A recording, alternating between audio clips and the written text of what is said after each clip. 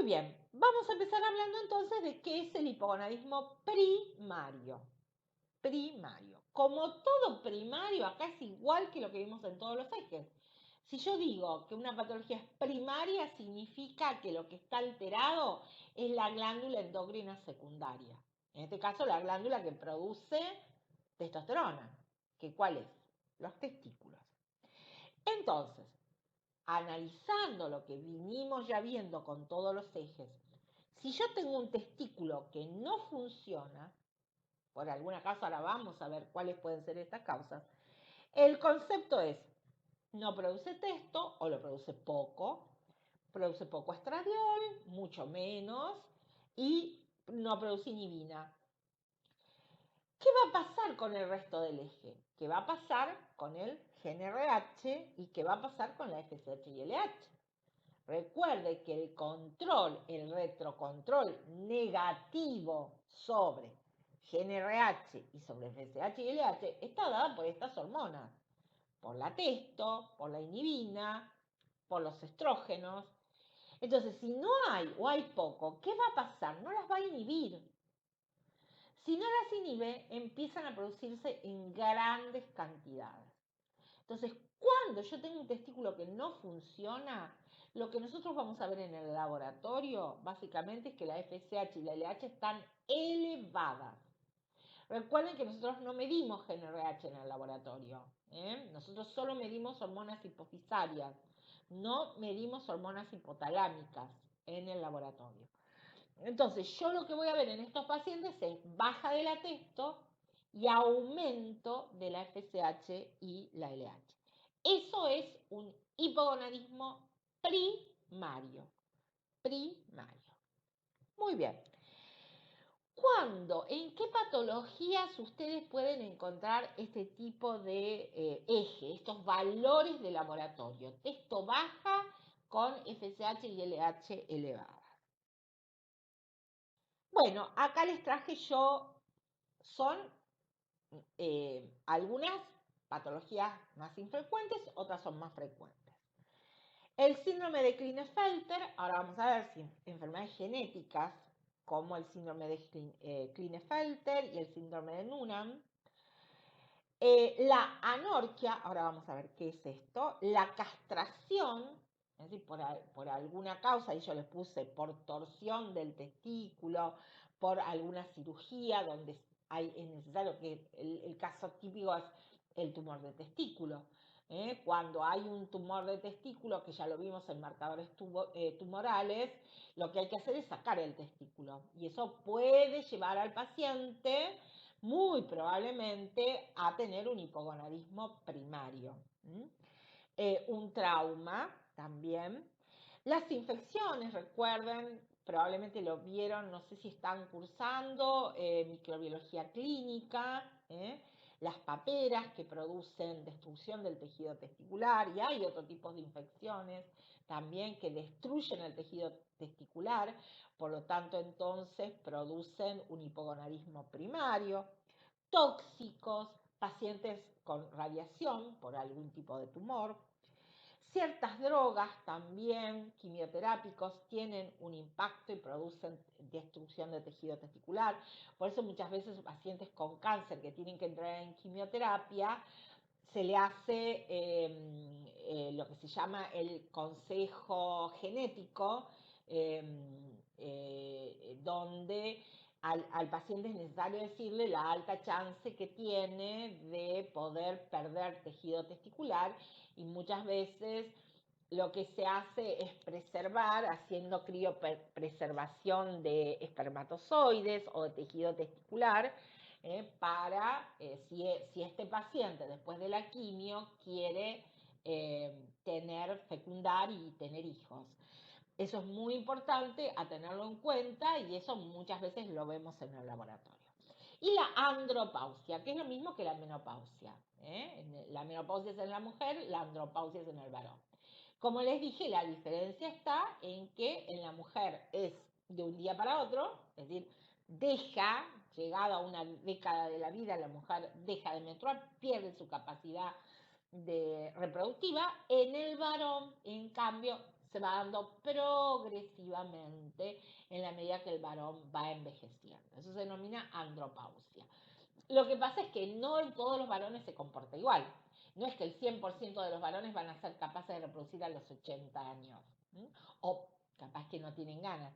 Pero en realidad la andropausia puede manifestarse de manera diferente en cada individuo. Muy bien. Empezamos con lo genético.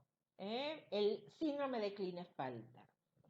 El síndrome de Klinefelter se caracteriza por tener un X de más. Es decir, que el individuo, en vez de ser XY, el varón, es XXY. En un 80% de los Klinefelter son XXY, pero después aparecen lo que son los mosaicismos. Seguramente lo habrán visto en genética. Los mosaicismos es cuando aparecen, es decir, hay distintas células con distintas líneas genéticas.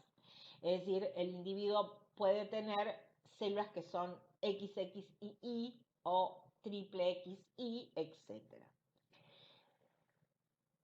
La incidencia que tiene es de 1 a 400 hombres y en realidad el 50% de los Klinefelter son infértiles.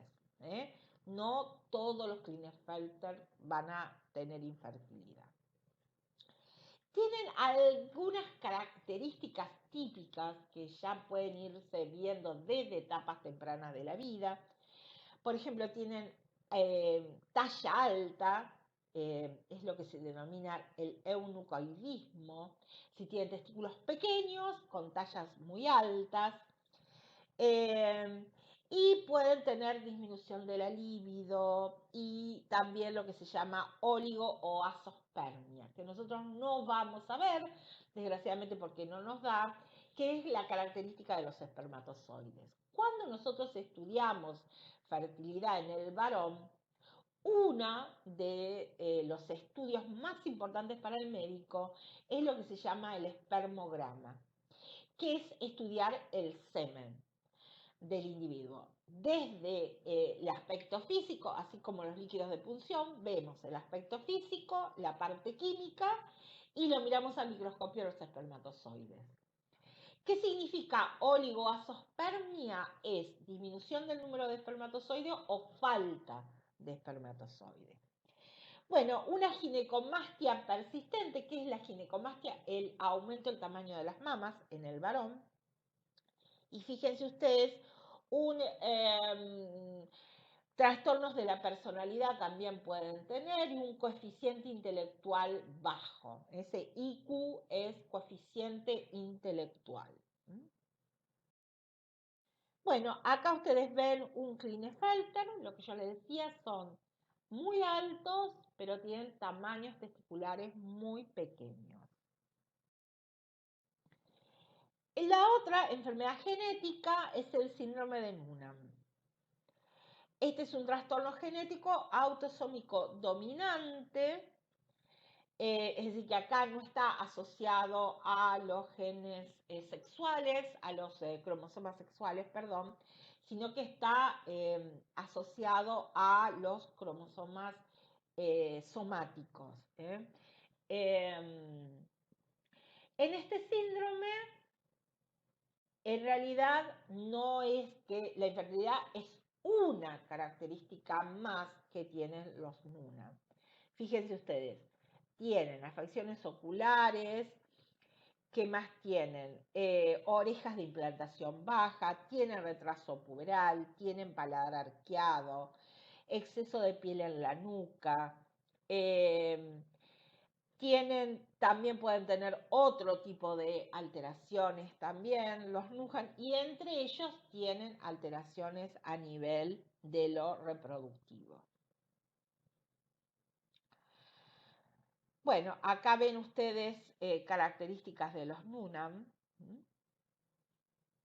Es 1 cada 2.500 niños y el desarrollo anormal se da en diversas partes del cuerpo. Otra de las patologías que también puede llevar al hipogonadismo de tipo primario es lo que se llama la anorquia, que es la ausencia de los testículos al nacimiento. Ahora bien, puede ser que el individuo no haya desarrollado los testículos durante la vida fetal y otra cosa que puede ser es que los testículos no hayan descendido. Recuerden que los testículos se forman en la cavidad abdominal y que después descienden hacia su posición final en la vida postnatal. Aproximadamente se considera que los descienden completamente antes de los 6 meses de nacido. Cuando el testículo no desciende es lo que se llama la criptorquidia. Los testículos pueden quedar en su zona original o a lo largo del área abdominal hasta llegar a su posición final. Eso se denomina criptorquidia. También en esos casos, si no se logra descender, lo que hay que hacer es, ya sea quirúrgico, descender los testículos, y si no se logra, después hay que extirparlos porque tienen tendencia a transformarse en células malignas. En estos casos también entonces nosotros podemos encontrar un hipogonadismo primario.